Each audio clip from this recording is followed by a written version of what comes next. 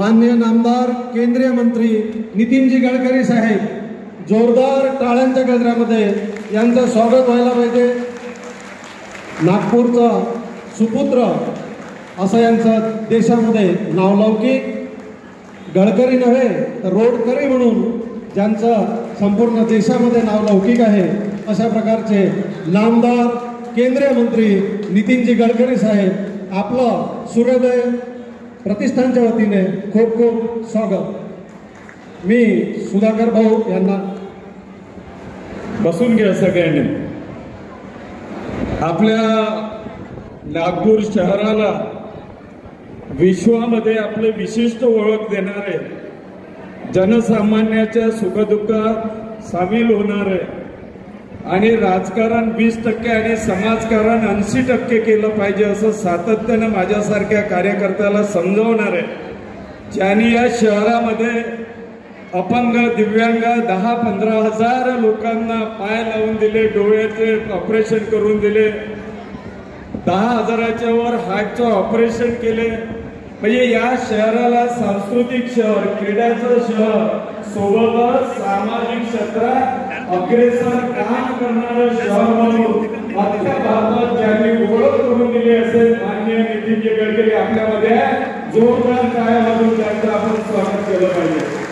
पुढे मंचावर उपस्थित सर्व प्रमुख मार्गदर्शक मंडळी आणि उपस्थित बांधवांनो आणि बहिणींनो, प्रतिष्ठानच्या वतीने विविध सेवा कार्याच्या दृष्टीने चष्मे वाटपापासून अनेक प्रकारच्या सेवा कार्यक्रमाचं आज आयोजन केलेलं आहे।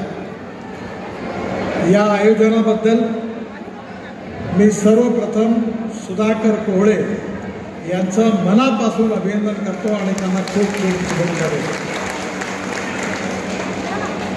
मनसा सततम स्मरणीयम, वचसा सततम वदनीयम, लोकहितम मम करणीयम।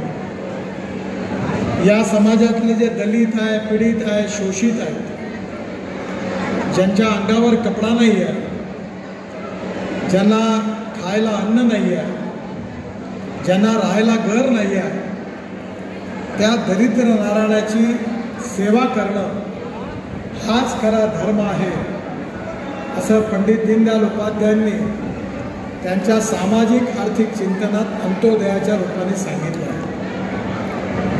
आपल्या महाराष्ट्रामधले थोर संत तुकाराम महाराज यांनी सांगितलं आहे की जे का रंजले गांजले त्यासी म्हणे जो आपुले, तोची साधू ओळखावा देव तेथेची जाळावा।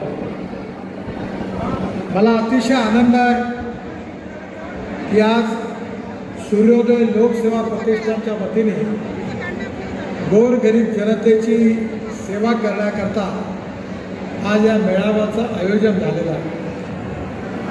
गेल्या अनेक वर्षापासून नागपूरमध्ये या सेवेचं काम मोठ्या प्रमाणावर करण्याचा आम्ही सगळे मिळून प्रयत्न करतो आहोत।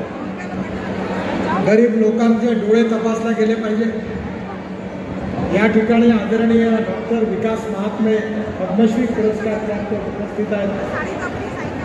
आपण अनेक लोकांचे कॅटरॅक्टचे ऑपरेशन त्यांच्या हॉस्पिटलमध्ये, अन्य हॉस्पिटलमध्ये केली आहे आणि माझी अशी इच्छा आहे की आपण नागपूरला कॅटरॅक्ट मुक्त करण्याचा संकल्प केला। नागपूरमध्ये एकही गरीब माणूस असा असता कामा नये की ज्याला कॅटरॅक्ट आहे। आपण 900 पेक्षा जास्त अपंगांना, दिव्यांगांना आपण पाय लावून दिले। मी स्वतः 50,000पेक्षा जास्त हार्टचे ऑपरेशन मोफत करून दिले। अनेक लोकांना कानाने ऐकू येत नाही त्याच्या मशीन लावल्या। कोविडच्या काळामध्ये 500 व्हेंटिलेटर आपण विविध हॉस्पिटलमध्ये दिले। जवळपास 100 कोटी रुपयाचं साहित्य त्या काळात रेमडेसिवीर तयार केलं, फंगसचे औषधं तयार केले आणि आता तर कमाल टॉकीज चौकामध्ये 3 मजली बिल्डिंगचं काम आता पूर्ण झालेलं आहे.